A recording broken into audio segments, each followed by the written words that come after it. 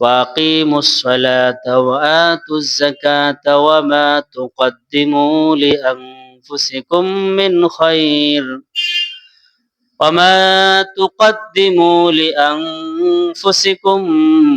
من خير تجدوه عند الله আল্লাহ তাআলা বলেন, তোমরা নামাজ কায়েম করো এবং যাকাত আদায় করো। আর নামাজ এবং যাকাত আদায় করে আল্লাহ তাআলার দরবারে যদি তোমরা দান করো, নামাজ আদায় করো, তো হাসরের ময়দানে, কিয়ামতের ময়দানে আল্লাহ তাআলার কাছে তা পেয়ে যাবা। সুবহানাল্লাহ। নামাজ পড়লে এটা কার কাছে পাওয়া যাবে? আল্লাহর কাছে পাওয়া যাবে। আল্লাহ তাআলা বলছেন, ওয়ামা তুকাদ্দিমু লিআনফুসিকুম মিন খায়রিন, তোমরা নিজেদের জন্য যত ভালো কাজ করবা না কেন, তাজিদুহু ইনদাল্লাহ, সেটা তোমরা আল্লাহর কাছে পাবা। সুবহানাল্লাহ। তাহলে যাকাত যদি আমরা দিয়ে দেই, তাহলে কি আমার থেকে চলে গেল? না, এটা আছে। বুঝেন না মনে হয়? এটা আছে, কারণ এটা আমি এক ব্যাংকে থেকে নিয়ে আরেক ব্যাংকে দেওয়া হলো। এই জন্য নামাজের পরপরই কি বলা হয়েছে? যাকাত দাও। অন্য জায়গায় আল্লাহ তাআলা বলছেন, হুনাফা ওয়া ইউকিমুস সালাতা ওয়া ইউতুজ যাকাত, তোমরা একনিষ্ঠভাবে নামাজ কায়েম করো এবং যাকাত আদায় করো। একনিষ্ঠভাবে নামাজ পড়ো, সাথে সাথে কি বলছেন? যাকাত দাও। এরকম ভাবে যারা মসজিদের দায়িত্বে আছে, তাদের জিম্মাদারিতেও এই বিষয়গুলো বাস্তবায়ন করার জন্য আল্লাহ তাআলা বলছেন, ইন্নামা ইয়া'মুরু মাসাজিদাল্লাহ মান আমানা বিল্লাহি ওয়াল ইয়াউমিল আখির ওয়া আকামাস সালাতা ওয়া আতাজ যাকাহ ওয়া লাম ইয়াখশা ইল্লাল্লাহ।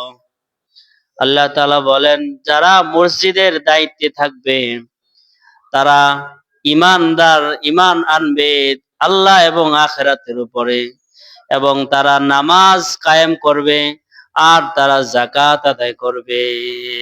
যাকাতের কি করবে? যাকাত আদায়ের ব্যবস্থা করবে।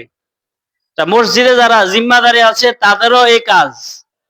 তাহলে মসজিদে জিম্মাদারি যারা আছে তারা নামাজ কায়েম করবে, সাথে সাথে আর কি করবে? যাকাত আদায়ের ব্যবস্থা করবে। তাহলে নামাজের সাথে সাথে কার কথা বলতেছেন? যাকাত। হাদিস শরীফে, বুখারী শরীফের হাদিসে বর্ণিত আছে, বুনিয়াল ইসলামু আলা খামসিন শাহাদাতি আল্লা ইলাহা ইল্লাল্লাহ ওয়া ইকামিস সালাতি ওয়া ইতাইজ যাকাহ। এখানে কি বলছেন? একটু মনোযোগ দিয়ে শুনতে হবে তো। আল্লাহ বলছেন, বুনিয়াল ইসলামু আলা খামসিন, ইসলামের ভিত্তি হলো 5টি। বলেন, ইসলামের ভিত্তি কয়টি? ইসলামের ভিত্তি 5টি। এক নম্বরে কি? শাহাদাতি আল্লা ইলাহা ইল্লাল্লাহ, সাক্ষী দেওয়া যে আল্লাহ ছাড়া আর কোনো মাবুদ নাই। ওয়া ইকামিস সালাহ, যাকাত, নামাজ কায়েম করা। বলেন, নামাজ কি করা? ওয়া ইতাইজ যাকাহ, এবং যাকাত আদায় করা। তাহলে নামাজ পড়া আবার কি করা? যেখানে নামাজের কথা বলা হচ্ছে সেখানেই কি বলা হচ্ছে? যাকাতের কথাই বলা হচ্ছে। তাহলে যাকাতকে কি ছোট করে দেখার সুযোগ আছে? যাকাতকে ছোট করার সুযোগ নাই। যাকাত, এটা আমরা অনেকেই মনে করতেছি এটা মনে হয় একটা জরিমানা। যাকাত কিন্তু জরিমানা না। বলেন, যাকাত কি না? এটা জরিমানা না, বরং যাকাত আদায় করলে এটা আমাদেরই লাভ। যদি কোনো ব্যক্তি যাকাত আদায় করে তো এটা আমাদেরই লাভ। যাকাত এটা বাধ্যতামূলক, আল্লাহ তাআলা ফরজ করেছেন। কোরআনের প্রত্যেকটা আয়াতে আল্লাহ তাআলা বলছেন কি? আমরের কথা বলছেন, ওয়া আকিমুস সালাতা ওয়া আতুজ যাকাত, তোমরা যাকাত আদায় করো। এটা আল্লাহর পক্ষ থেকে আদেশ। তা আল্লাহর পক্ষ থেকে যখন আদেশ হয় তখন সেটা ফরজ হয়। এজন্য যাকাতকে অস্বীকার করার সুযোগ নাই। যাকাতকে না দিয়েও হাসরের ময়দানে পার পাওয়ারও কোনো সুযোগ নাই। যাকাত এটাকে আমরা অনেকে বাধ্যতা, মানে এটা আমরা কি করি, এটাকে জরিমানা মনে করি, যে এটা আল্লাহ তাআলা আমাকে এরকম একটা জরিমানা দিল, মেজাজটা এরকম খারাপ লাগে। ইতিমখানা মাদ্রাসা থেকে যাকাত নেওয়ার জন্য আসে, মাদ্রাসার হুজুরগো যন্ত্রণায় ব্যবসা বাণিজ্য সব থুয়া বাইজে দিকে মন চায়। এরকম অনেক একটা রাগ দেখায় না? ও মিয়া, রাগ দেখান কেন? আমরা রাগ দেখান কেন? আপনাকে আল্লাহ তাআলা কয়েকটা টাকা দিছে, এই টাকাটা কে দিছে? ওরে জোরে কয় না, কে দিছে? এটা আপনার বাপ দাদার পৈতৃক সম্পত্তি না, যে আপনি দুইটা চোখ পাইছেন যেমন ফ্রি, এটা আল্লাহ দিছে। যারা সম্পদের মালিক তাদেরকে এই সম্পদটা আল্লাহ দিছে। এখানে এই সম্পদ নিয়ে মাতবুরি করার কিছুই নাই। কারণ আল্লাহ তাআলা কাউকে ধনী বানাইছে, কাউকে দরিদ্র বানাইছে। এটা কে বানাইছে? এই বৈষম্যটুকু যদি পৃথিবীতে না থাকতো, পৃথিবীর সবাই যদি ধনী হতো, তাহলে পৃথিবীটা এরকম সুন্দর হইতো না। পৃথিবীর সবাই যদি ধনী হতো, তাহলে রাস্তাঘাট পরিষ্কার করার লোক পাওয়া যেত না। সবাই যদি কোটিপতি হতো, তাহলে বিল্ডিং করার মতো লোক পাওয়া যেত না। তাহলে বিল্ডিং করবে কে? এই জন্য আল্লাহ কাউকে ধনী বানাইছে, আল্লাহ কাউকে কি বানাইছে? এগুলো বৈষম্য রেখেছে আল্লাহ, যে কেউ হবে ধনী, কেউ হবে গরিব। তাহলে ধনীরা ধনটা দিছে কে? আল্লাহ তাআলা বলেছেন, وَمِمَّا رَزَقْنَاهُمْ يُنْفِقُونَ। ও বান্দা, আমি তোমাকে যে সম্পদ দান করেছি, এই সম্পদ থেকে তুমি দান করো। আমি যে সম্পদ তোমাকে দিছি, ওই সম্পদ থেকে তুমি কি করো? নতুবা আমাদের থেকে অনেক স্বাস্থ্যবান, অনেক জ্ঞানী বুদ্ধিমান মানুষ আছে, যাদেরকে টাকায় ধরে না। টাকা বহু চেষ্টা করে, টাকা তার কাছে কি আসে না। আর দেখা যায় একজন মূর্খ মানুষ তাকে টাকায় কি করে ফেলছে? ধরে ফেলছে। যে ঢাকা খিলক্ষেত একবার গেছিলাম, ওখানে একজন লোক আছিল মূর্খ, কিন্তু ওনার 20-25টা বিল্ডিং এর উনি মালিক। বিভিন্ন ভাবে উনি ধনী হয়েছে। 20-25টা বিল্ডিং এর মালিক, ধনী। ধনী হওয়ার কারণে ওনাকে ওই খিলক্ষেত একটা বড় একটা কলেজ আছে, অনেক বড় বিশাল কলেজ, ওই কলেজের সভাপতি দিছে ওনাকে। কলেজের কি দিছে ওনারে? টাকা দেখা সভাপতি কলেজের বড় ইয়া।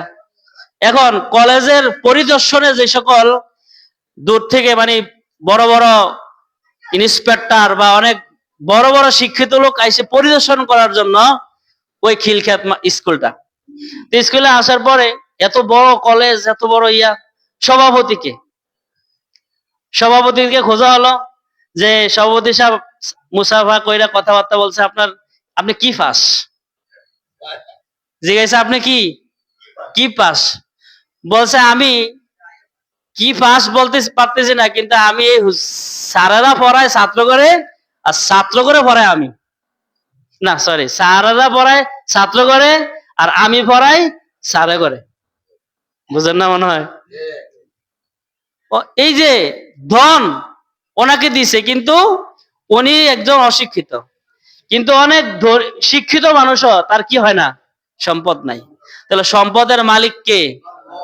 মূল সম্পদের মালিক আল্লাহ। আল্লাহ তাআলা বলছেন, ওয়ামিম্মা রাযাকনাহুম, আমি মানুষকে সম্পদ দেই, আর মানুষ ওটা থেকেই ইউনফিকুন, ওটা থেকেই তারা খরচ করে। তাহলে সম্পদ দিছে কে? আমাদের দেশে অনেক ধনী মানুষ আছে, যারা কিছু সম্পদের মালিক হয়ে তারা গরিব মানুষকে তুচ্ছ তাচ্ছিল্য করে দোকান থেকে তাকে সরাইয়া দেয়। সরো, এখন নাই, পরে আসো, তোমাদের যন্ত্রণা কি ব্যবসা বাণিজ্য করতে পারবো না। তো এই যে একটা যে অবস্থা করতেছে, এই সকল এগুলো তো আল্লাহ তাআলা নারাজ হন। আল্লাহ তো এগুলো দিছেন পরীক্ষা করার জন্য, যে বান্দা তুমি ধরি না, আমি তোমাকে ধন দিছি, তোমার এই ধন থেকে 100 টাকা থেকে তুমি 2.5 টাকা আল্লাহ রাস্তায় দান করতে হবে। কয়শো টাকা? 1000 টাকা থেকে তুমি 25 টাকা মানুষকে জাকাত হিসেবে দিবা। এটা দিছে কে? আল্লাহ দিছে। আল্লাহ 1000 টাকা আপনাকে দিছে। আল্লাহ আপনাকে 1000 টাকা দিয়ে বলতেছে যে আমি তোমাকে 1000 দিলাম, তুমি গরিবদেরকে এই 1000 টাকা থেকে 25 টাকা দিয়ে দাও। আমি তোমাকে 1,00,000 টাকা দিলাম, তুমি 1,00,000 টাকা থেকে 2,500 টাকা, 2,500 টাকা জাকাত দিয়া দাও। এটা কি সহজ না কঠিন? জাকাত বাধ্যতামূলক করছে, কিন্তু এটা আবার সহজ। বাধ্যতামূলক, কিন্তু এটা কি সহজ। 1000-এ কয় টাকা? 1000 টাকায় আর 25 টাকা মাত্র। আপনার কাছে 1,000 টাকা আছে, এর মধ্যে থেকে 25 টাকা আপনি মানুষের দিবেন না? আল্লাহ বলছে আমি তোমার 1000 দিছি, তুমি দিবে কত? আল্লাহ বলে তোমাকে আমি 1,00,000 টাকা দিলাম, তুমি 1,00,000 টাকা থেকে কয়টা দিব? 2500, 2,500 টাকা দিবা। আমি তোমাকে 1,00,00,000 টাকা দিলাম, তুমি 2,50,000 টাকা কোথায় দিতে হবে? জাকাত দিতে হবে। তাহলে আল্লাহ দিছে, আল্লাহ আমাদেরকে আমানত হিসেবে লক্ষ লক্ষ কোটি কোটি টাকার মালিক বানাইছে। তো মালিক বানাইছে কে? যদি আপনাকে আর আমাকে আল্লাহ তাআলা ফকির বানাইতো, ধনী ব্যক্তি, আপনি অনেক টাকার মালিক, গরিবদেরকে আপনি দেখতে পারেন না, তো আপনাকে যদি আল্লাহ গরিব বানাইতো, তাহলে ধনীর ব্যক্তির সামনে যেয়ে আপনি চাইতেন, তো আপনি কেমন মনে করতেন যে এই অপব্যবহারটা আপনি যে করেন, আপনার সাথে যদি এমন ব্যবহার করা হতো? এরকম অনেক ব্যক্তির ঘটনা আছে যারা ধনী, শুধু ধন নিয়ে অহংকার করার কারণে আল্লাহ তাআলা তাদেরকে ফকির বানিয়ে দিচ্ছে। এই জন্যই বলা হয়েছে সকালবেলা ধনী রে তুই ফকির, সন্ধ্যাবেলা সন্ধ্যাবেলা তুমি ফকির। তুমি এই টাকা পয়সা নিয়ে মাতবরি করো না। টাকা পয়সা দিছে আল্লাহ, আল্লাহ যেভাবে দিতে বলতেছে সেভাবে দিয়ে দাও। আর যারা আল্লাহকে খুশি করার জন্য দান করে, ওই ব্যক্তিদের ঈমান আল্লাহ তাআলা পূর্ণ করে দেয়। রাসূল সাল্লাল্লাহু আলাইহি ওয়াসাল্লাম বলেন, মান আহাব্বা লিল্লাহি ওয়া আবগাদা লিল্লাহি ওয়া আতা লিল্লাহি ওয়া মানা লিল্লাহ। যে ব্যক্তি আল্লাহর জন্য ভালোবাসে, আল্লাহর জন্য মানুষের সাথে রাগ করে, আর আল্লাহর জন্য মানুষকে কিছু দান করে, আর আল্লাহর জন্যই মানুষকে কিছু দেয় না, মানুষকে দেয় না, এটাও কার জন্য? আল্লাহর জন্য। যদি এটা করে ফাকাদ ইস্তাকমালাল ঈমান, ওই ব্যক্তির ঈমান আল্লাহ তাআলা পূর্ণ করে দেয়। সুবহানাল্লাহ। যে আল্লাহর জন্যই দিবেন। তাহলে যাকাতটা দিতে হবে কার জন্য? আল্লাহর জন্য দিবেন। আর আল্লাহ তাআলা বলছেন যে তোমরা মানুষকে যাকাত দাও, এটা দিয়ে দাও, এটা তোমার থেকে চলে যাবে না, এটা ওই ব্যক্তির কাছে দিছো, আমি কাল হাসরের ময়দানে তোমাকে এটা দিয়ে দিব। যাকাত, এ পর্যন্ত আমরা যাকাতের গুরুত্ব কতটুকু এই সম্পর্কে আমরা আলোচনা করলাম। এখন আমি আলোচনা করব যাকাত দিলে কি লাভ আর যাকাত না দিলে কি লস। যাকাত দিলে কি আর যাকাত না দিলে কি লস। হাদিসে রাসূল সাল্লাল্লাহু আলাইহি ওয়াসাল্লাম বলেন, মান আদ্দা যাকাতা মালিহি ফাকাদ যাহাবা আনহু শাররুহু। যে ব্যক্তি তার মালের যাকাত দিবে, যে ব্যক্তি তার মালের যাকাত দিবে, যাকাত দিলে তার মালের মধ্যে যে ক্ষতি আছে, ক্ষতিটা আল্লাহ তাআলা দূর করে দেয়। মালের মধ্যে কি আছে? মানে আপনার যে সম্পদ, ধন, টাকা পয়সা বলেন, স্বর্ণ বলেন আর রূপা বলেন, এগুলো যা কিছু আমাদের ঘরে আছে, এগুলোর কিছু একটা খারাপ দিক আছে। কি আছে? খারাপ দিক নাই? আপনি মনে করেন আপনার টাকা আছে, আপনার খারাপ কিছু নাই? কি ক্ষতি? মাল যদি থাকে তাহলে তার একটা ক্ষতি কি, যে এই মাল যদি আপনি যদি সম্পদের মালিক হন, তাহলে আপনার এই সম্পদের দিকে চোরের নজর পড়বে, চোর টার্গেট করবে আপনাকে, ডাকাত টার্গেট করবে আপনাকে, ছিনতাইকারী আপনাকে কি করবে, টার্গেট করবে, শত্রু হিংসুক আপনাকে টার্গেট করবে। তো এরকম আপনার সম্পদ আছে, আপনি দেন না যাকাত, ঠিক মতো দেন না, তাহলে এই টার্গেটে আপনি পড়ে যাবেন। রাসূল বলে যে ব্যক্তি যাকাত দেয় না, তার সম্পদের মালের যাকাত দেয় না, তাহলে সে চোর ডাকাত ছিনতাইকারীর টার্গেটে পড়বে, সে হিংসুকের টার্গেটে পড়ে যাবে। তখন এই হিংসুক যখন হিংসা করবে, বদ নজর দিবে, তখন এই সম্পদ দিয়ে তার কিছুই করতে পারবে না। চোরের চুরি করে নিয়ে যাবে, ছিনতাইকারী ছিনতাই করে কি নিয়ে যাবে, অন্যরা এই সম্পদ নিয়ে লুটপাট করে নিয়ে যাবে, এই সম্পদের যাকাত না দেওয়ার কারণে। বুঝেন না মনে হয়? এটা একটা ক্ষতি। সম্পদ যাদের হয়, অনেক মানুষ আছে এই সম্পদে টাকা দিয়ে মদ কিনে, আছে না নাই? টাকা আছে, টাকা দিয়ে মদ কিনে, টাকা দিয়ে বাবা কিনে, টাকা দিয়ে জুয়া খেলে। তাহলে টাকা দিয়ে যে জুয়া খেলে, এটা কি সম্পদের খারাপ দিক না ভালো দিক? যার টাকা আছে সেই তো জুয়া খেলে, যার পকেটে একটা টাকাও নাই সে কি জুয়া খেলতে পারবে? যার পকেটে একটা টাকাও নাই সে মদ কিনবে কি দিয়ে? যার পকেটে একটা টাকাও নাই সে গাঞ্জা কিনবে কি দিয়ে? সে বাবা কিনবে কি দিয়ে? তাহলে বাবা কিনতেছে কেন? তার কাছে কিছু কি আছে? তাহলে টাকার ক্ষতি এটা। যে ব্যক্তি সম্পদের যাকাত দিবে, ওই ব্যক্তি তার এই সম্পদের মাধ্যমে তার মদ কেনার নেশা তৈরি হবে না, তার এই সম্পদ দিয়ে গাঁজা খাওয়ার নেশা তৈরি হবে না। যারা সম্পদ আছে কিন্তু যাকাত দেয় না, দেখবেন তারাই বিভিন্ন ভাবে এই গাঞ্জা জুয়া এগুলোর সাথে জড়িত হইয়া তাদের টাকা পয়সা সব কি হয়ে যায়, নষ্ট হয়ে যায়। এজন্য রাসূল বলেন, মান আদ্দা যাকাতা মালিহি ফাকাদ যাহাবা আনহু শাররুহু। এবং আল্লাহ তাআলা বলেন, খুয মিন আমওয়ালিহিম সাদাকাতান তুতাহহিরুহুম ওয়া তুযাক্কিহিম বিহা। হে নবী, আপনি মুসলমানদের সম্পদের যাকাত উসুল করেন, মুসলমানদের সম্পদের যাকাত কি করেন, তাহলে কি হবে? তুতাহহিরুহুম, যাকাত দিলে যে সম্পদের মালিক ওই ব্যক্তিকে আল্লাহ তাআলা পরিষ্কার করে দেয়। সুবহানাল্লাহ। তুতাহহিরুহুম, ওই ব্যক্তিকে আল্লাহ কি করে দেয়? তার গুনাহ আল্লাহ তাআলা ধ্বংস করে দেয়। ওয়া তুযাক্কিহিম বিহা, এবং এই মালের যাকাত দেওয়ার কারণে আল্লাহ তাআলা তার মালকে পরিষ্কার করে দেয়। তার মালের ভিতরে যে দূষিত সম্পদ থাকে, দূষিত সম্পদ গুলো আল্লাহ তাআলা দূর করে দেয়। সুবহানাল্লাহ। উদাহরণ হিসেবে, আমাদের কারো শরীরে যদি দূষিত রক্ত থাকে, তাহলে দূষিত রক্তটা যদি শরীরের মধ্যে থাকে, তাহলে এই ব্যক্তি কি ভালো হচ্ছে না খারাপ হচ্ছে?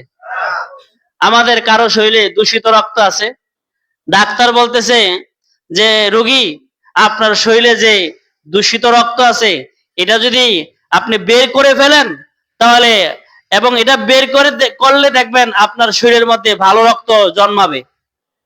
আর এই দূষিত রক্তটা যদি আপনি রেখে দেন, তাহলে আপনার ক্ষতি হবে। তাহলে ডাক্তারের পরামর্শ শুনে আমরা দূষিত রক্তটা কি রেখে দিই না ফেলে দিই? দূষিত রক্ত ফেলে দিলে ভালো না খারাপ? জোরে তো কয় না। দূষিত রক্ত যদি আপনার শরীরকে ক্ষতি করতে পারে, তাহলে যাকাত এটা সম্পদের দূষিত অংশ, এই দূষিত অংশ আপনাকে ক্ষতি করবে। তাহলে যাকাত দেওয়ার দ্বারা কিছুটা লাভ আছে, যে এই যাকাত দিয়ে মানুষ ভালো, যারা যাকাত দেয় তারা সম্পদের ভালো ব্যবহার করে, যারা যাকাত দেয় তাদের সম্পদ বাড়ে।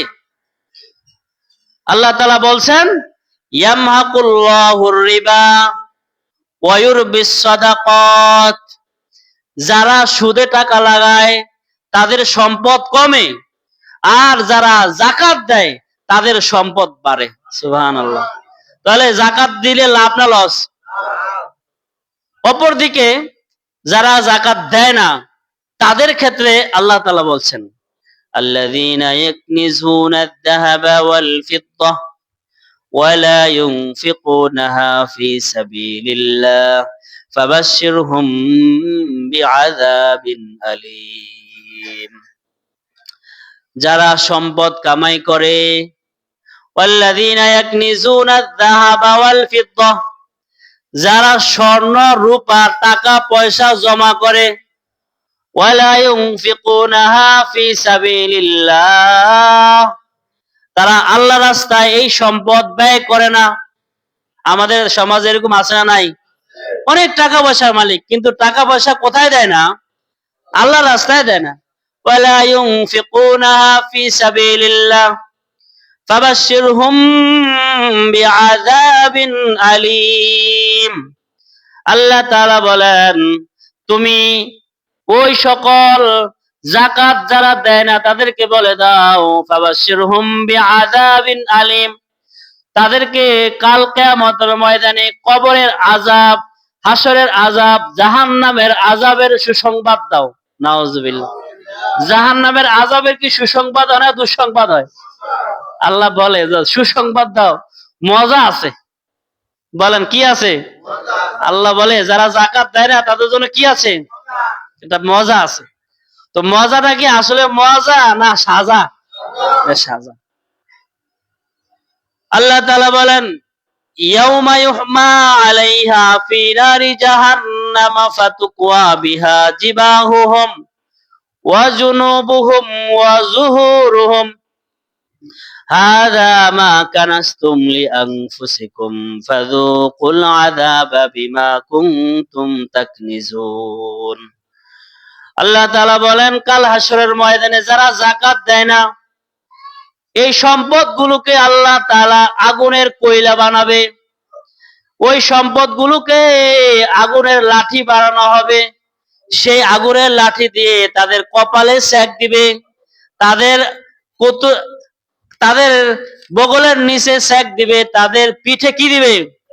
সেক দিতে থাকবে, লাগিয়ে রাখবে। কপালে আগুন লাগিয়ে রাখবে, বগলের নিচে আগুন লাগিয়ে রাখবে, পিঠে আগুন কি করবে? লাগিয়ে রাখবে। তাহলে আগুন, জাহান্নামের আগুন, এটা কি সহ্য করা সম্ভব নেই? ফানজা করে রয়ে বুঝছে দুনিয়াতে আল্লাহর দেওয়া সম্পদ, যে যাকাত আসছিল ওই যাকাতটা না দিয়া সম্পদ যখন ফানজা করে ধরে রাখছে, তো কাল হাসরের ময়দানে ওই সম্পদটা তার জন্য আগুন তৈরি হবে, আগুনের কয়লা হবে। আগুনের কয়লা হইয়া তার গায়ে জড়িয়ে ধরে রাখবে, তাকে ফানজা করে ধরে রাখবে। আর বলবে, ওই সম্পদ বলবে, হাদা মা কানাসতুম লিআনফুসিকুম, এই সম্পদ হলো ওই সম্পদ যেটা দুনিয়াতে তুমি ফানজা করে ধরে রাখছো। দুনিয়াতে তুমি কি করছিলা? ফানজা করে ধরে রাখছিলা। এটা হলো ওই সম্পদ। ফাযুকু মা কুনতুম তাকনিজুন, এখন শাস্তি ভোগ করতে থাকো। দুনিয়াতে যেরকম ফানজা করে ধরে মজা পাইছিলা, এখন ওই মজাটা এখন গ্রহণ করো। তাহলে দুনিয়াতে টাকা পয়সা আটকে ধরে রাখা, যাকাত না দেওয়া, এটা দুনিয়াতে আপনি 1000 টাকা থেকে কয় টাকা ছিল জানি? খালি 25 টাকা না দেওয়ার কারণে 1 লক্ষ টাকা থেকে আপনি যাকাত দিবেন 2500 টাকা। ওই 2500 টাকা না দেওয়ার কারণে আজকে কাল হাসরের ময়দানে আপনার সুরা শরীরের মধ্যে আপনার পুরা সম্পদ আটকে রাখবে, আপনাকে জড়িয়ে ধরে রাখবে। আর বলবে, হাদা মা কানাসতুম লিআনফুসিকুম ফাযুকু মা কুনতুম তাকনিজুন। হ্যাঁ, গ্রহণ করতে থাকো, কি মজা দেখো। দুনিয়ার 3-4 বছর অল্প কয়েকদিনের এই সম্পদ আটকে রাখা কি মজাটা পাইছ। এখন দেখো অনন্ত অসীম কাল পর্যন্ত তোমাকে জাহান্নামের আগুনে জ্বলতে হবে। বুঝেন না মনে হয়? আল্লাহ। তাহলে এই সম্পদ অনেক সময় আমাদের কি আসে? বিপদ হয়। এই সম্পদ অনেক সময় কি আসে? দেখেন না, কিছুদিন আগে তো আমাদের দেশের যারা দায়িত্বে ছিল বিভিন্ন ভাবে টাকা পয়সা আত্মসাৎ করছে না, দেশে বিদেশে বাড়ি গাড়ি করে ব্যাংক ব্যালেন্স করে রাখছিল না। এখন টাকা পয়সা যখন প্রকাশ পাইছে যে কে কত দুর্নীতি করছে, এখন মনে হইতেছে আয় হায় টাকা পয়সা এটি না আমার তো ভালো ছিল। এখন তো দুর্নীতির মামলা দুর্নীতির মামলা হয়েছে। এই জন্য কথার কথা, আমাদের এখানে যদি কেউ একজন এরকম থাকে যে মনে করেন একজন সরকারি চাকরিজীবী, বলেন একজন কি সরকারি চাকরিজীবী, সে সরকারি চাকরিজীবী করতে যায় ওই যে কলমের গোছায় একজন থেকে 5 লাখ 10 লাখ করে নিয়ে বিটকিস ভরে টাকা নিয়ে যায়। বিটকিস ভরে কি নিয়ে যায়? এখন বিটকিস ভরে যখন টাকা নিয়ে যাচ্ছে, তো উনি প্রতিদিনই নেয়, তো ওনার নামে একটা মামলা গেছে যে উনি মাঝে মাঝে কি নেয়, ঘুষ খায়, মাঝে মাঝে কি খায়। তো উপরের কর্মকর্তা যারা আছে ওরা আসলে কি সত্য না মিথ্যা, এটা যাচাই বাছাই করার জন্য গোয়েন্দা পাঠাইছে। তো উনি যখন গাড়ি থেকে বের হয়েছে, গাড়ি উঠছে যাবে, ঠিক এই মুহূর্তে চতুর্দিক থেকে ওই যে গোয়েন্দা বাহিনী ওনার গাড়ি চেক করতেছে, আমরা একটু চেক করবো আপনার গাড়িতে কিছু টাকা পয়সা আছে কিনা। আচ্ছা বলেন তো, ঠান্ডা মাথায় একটু ভেবেচিন্তে বলেন, ওনার ব্যাগের মধ্যে বা বিটকিসের মধ্যে যে 50 লক্ষ টাকা ছিল, এই মুহূর্তে ওনার টাকাটা ওনার কাছে রাখলে ভালো, ওটা উদ্যোগে আলে দিলে ভালো। আরে খাইছে রে, এই মুহূর্তে তো আমার টাকাটার দরকার নেই, কারণ এই মুহূর্তে ধরা খাইলে কি উপায় না, আমার চাকরি কি থাকবে না। তাহলে টাকা পয়সা অনেক সময় মানুষের কি হয়, বিপদ হয়, এটা বুঝতে হবে। অসৎ পথে টাকা উপার্জন করে, অসৎ পথে টাকা উপার্জন করে দুনিয়াতে যেরকম অপমানিত হয়, তা হাসরের ময়দানে অসৎ টাকা দিয়ে রেখে দিল, কাল হাসরের ময়দানে এটা কি হবে, তো বিপদ পড়ে। হায়দা মা কানাস তুমলিয়াং ফুসিকুম, আল্লাহ তাআলা তাকে ওই দুনিয়ার জাকাত না দেওয়া ব্যক্তিকে যখন দুনিয়ার সম্পদ গুলোকে তাকে জড়িয়ে ধরে রাখবে, তখন উনি চেষ্টা করবে এটি ফেলিয়ে দেওয়ার জন্য, কিন্তু কাজ হবে না। চেষ্টা করবে কিন্তু কি হবে না, কারণ এটা আটকে গেছে। মৃত্যুর আগে এটা করার কথা ছিল, কিন্তু মৃত্যুর পরে আর কোনো সুযোগ নাই। টাকা কাকে দিয়ে যাবেন আপনি? এই সম্পদ আপনি যাকাত না দিয়ে আপনি আপনার ছেলে মেয়েদেরকে দিয়ে যাচ্ছেন, আপনি একটু এটা করেন মনে করছেন আপনি অনেক কিছু হচ্ছেন, না না, মৃত্যুর পরে এই সম্পদই আপনার কাল হবে। যাকাত না দিলে, যাকাতের একটা মুসসির আলাহুম, রাসূল সাল্লাল্লাহু আলাইহি সাল্লাম বলেন, এই যাকাতের সম্পদটাকে কাল হাসরের ময়দানে একটা বিষাক্ত সাপে রূপান্তরিত করা হবে। নাউজুবিল্লাহ। আমরা তো সম্পদে যাকাত দেই না, এই যাকাত যে দেই না, এই সম্পদটা কাল হাসরের ময়দানে কি বানানো হবে, বিষাক্ত একটা সাপ দেওয়া হবে। এই সাপ ঠক্কর দিবে, ধ্বংসন করবে, ধ্বংসন করার সাথে সাথে 70 হাত 70 গজ বা 70,000 গজ তাকে মাটির নিচে দাবিয়ে দিবে। আবার সাপ কামড় দিয়ে তাকে মাটির নিচ থেকে উঠাবে, আবার ধ্বংসন করে তাকে, সে মাটির নিচে চলে যাবে, সাপ আবার কামড় দিয়ে তাকে মাটির উপর উঠাবে। নাউজুবিল্লাহ। আর ওই ব্যক্তি বলবে, তুমি কে, তুমি কে? কবে আনা মালুকা, আমি তোমার সম্পদ। বুঝো না আমি কে? আমি তোমার কি সম্পদ। কয় না, এটা তো দুনিয়াতে ছিল, দুনিয়াতে রাখতে আইছো, ওইটাই আমি আখেরাতে সাপ হয়ে গেছি। সুবহান নাউজুবিল্লাহ কর না।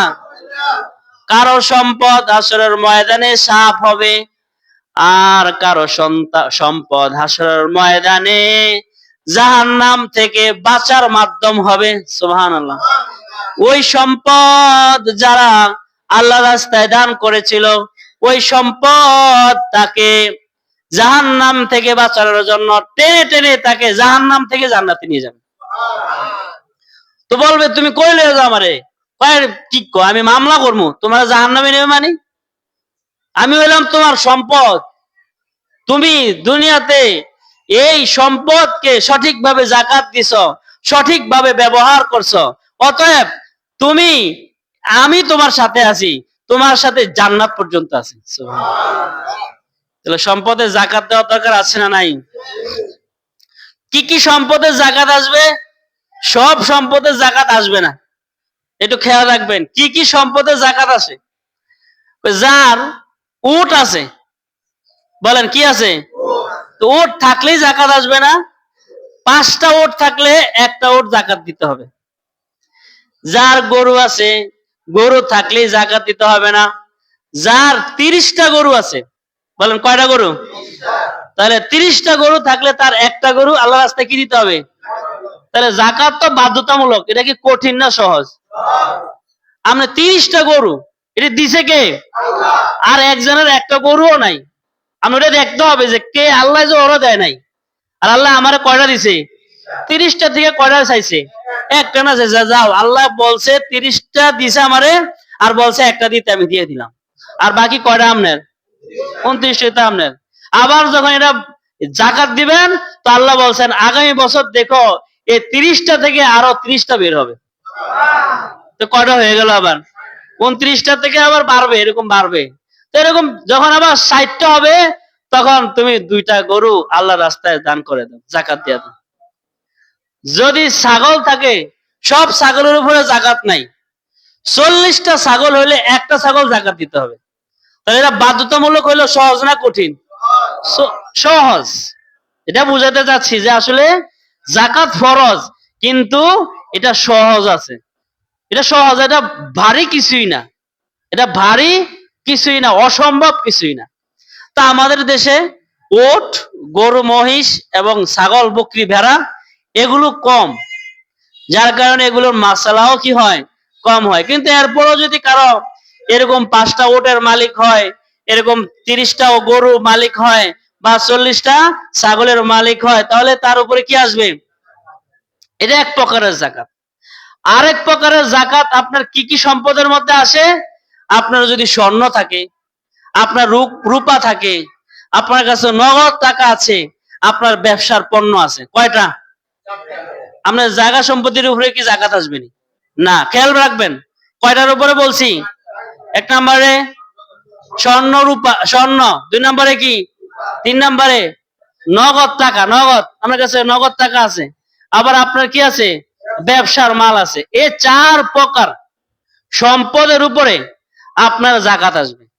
একদিকে বলা হইলো পশু পাখি, মানে পশু, উট, গরু, ছাগল, এটার একটা নির্দিষ্ট পরিমাণ আছে। আর স্বর্ণ, রূপা, সম্পদ, টাকা পয়সা, যে টাকা আছে, এগুলোর উপরে কি আসবে? তাহলে যাকাত আসবে না কোথায়? আপনার নিত্য প্রয়োজনীয় ঘরের আসবাবপত্রের উপরে যাকাত আসবে না। নিত্য প্রয়োজনীয় ঘরের আসবাবপত্র, আপনার জমিনের উপরে যাকাত, আপনার যত কানি জমিন থাকুক, জমিনের উপরে কি আসবে না? আপনার যতটা দোকান থাকুক, দোকানের উপরে আপনার যাকাত আসবে না। যতটা বিল্ডিং থাকুক, বিল্ডিং এর উপরে আপনার কি আসবে না? আসবে না। তাহলে আসবে হবে ওইগুলোর উপরে। স্বর্ণ, রূপা, সম্পদ, এগুলোকে যদি আমরা নির্ণয় করি, অনেক ব্যক্তি এমন আছে যদি কারো শুধু স্বর্ণ, তাহলে 7.5 ভরি স্বর্ণ হলে তার উপরে যাকাত ফরজ হবে। কয় ভরি? আর যদি কোন এক ব্যক্তি এমন আছে শুধু রূপা আছে, তার আর কিছুই নাই, তাহলে 52.5 ভরি রূপা হইলে, 52.5 ভরি রূপা যদি হয়, তাহলে তার উপরে কি আসবে? আর যদি মিক্সার সম্পদ থাকে, খেয়াল করবেন কি বলছি, মিক্সার বুঝেন না মনে হয়? স্বর্ণ, রূপা, টাকা, ব্যবসার মাল, মিক্সার সম্পদ। আমাদের দেশে বেশিরভাগ মানুষের কি আছে? মিক্সার সম্পদ। মিক্সার সম্পদ হলে সেখানে 2টা বিষয়কে লক্ষ্য রেখে নির্ণয় করতে হবে। 2টা বিষয় কি?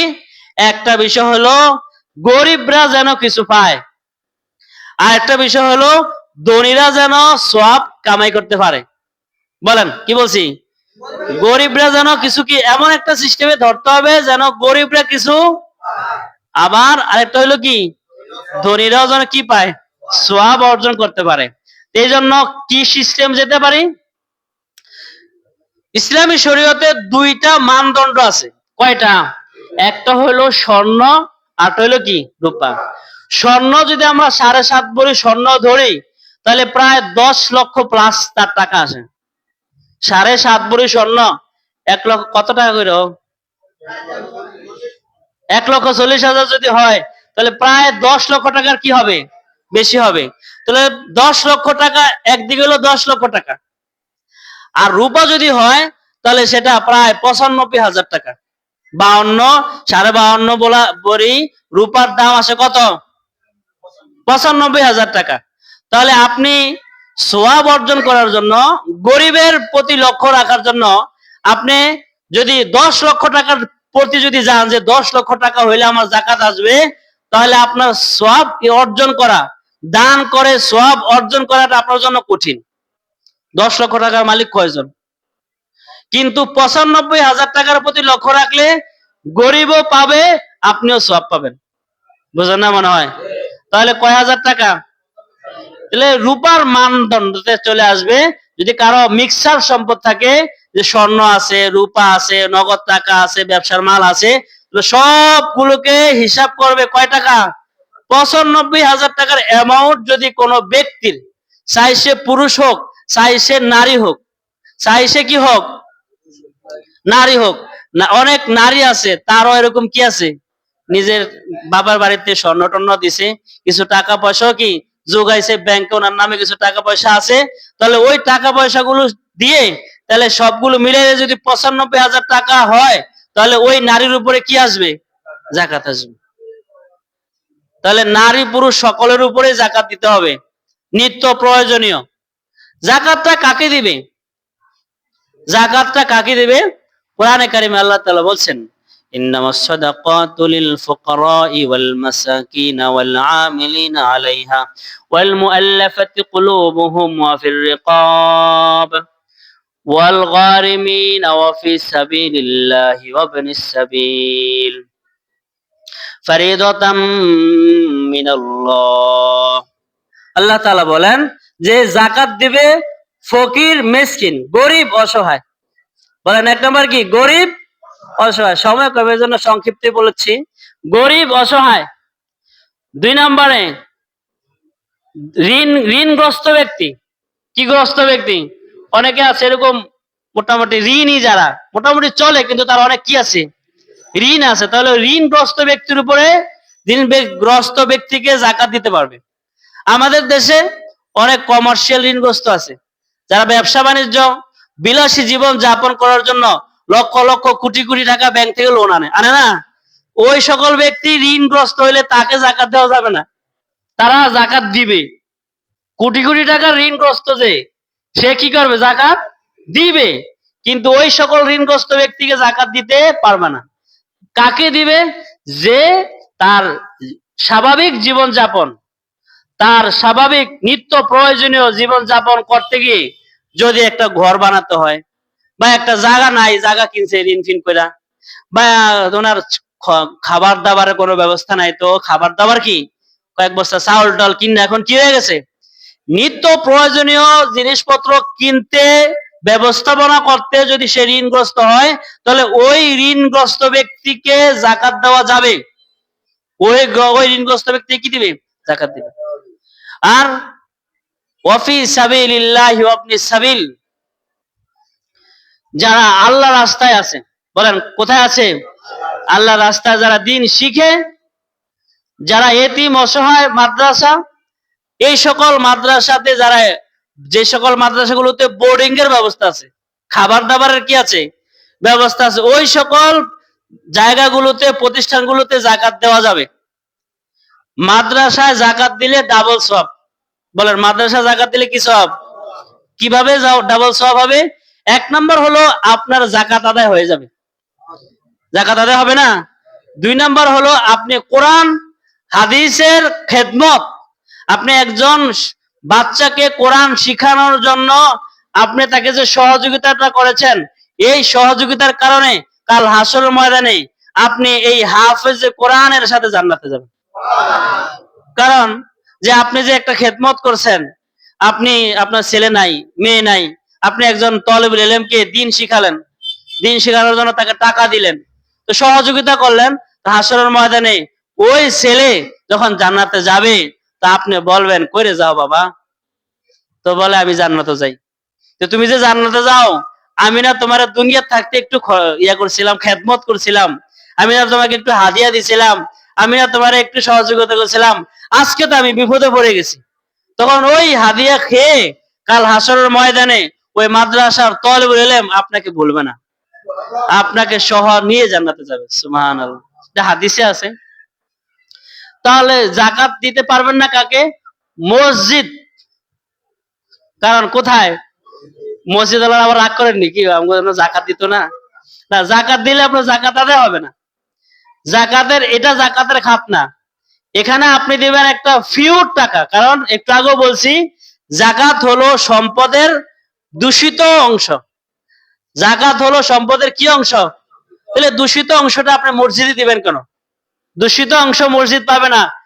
মসজিদ পাবে একটা খাঁটি জিনিস, যেটা কোনো দূষিত না। এই জন্য মসজিদ এটা দূষিত অংশ জাকাত দেওয়ার এটা কি না, এটা মাসরাফে জাকাত না। আর জাকাত দিতে পারবেন না আপনার উসুল এবং ফুরু, আপনার মা বাবা, আপনার মেয়ে ছেলে, আপনার নায়নাতকুর যারা আছে এদেরকে জাকাত দিতে পারবেন না। স্বামী স্ত্রীকে জাকাত দিতে পারবে না, স্ত্রী স্বামীকে কি দিতে পারবে না? জাকাত দিতে পারবে না। কাফেরদেরকে জাকাত দিতে পারবে না, জাকাত দিলে তাদের জাকাত আদায় হবে না।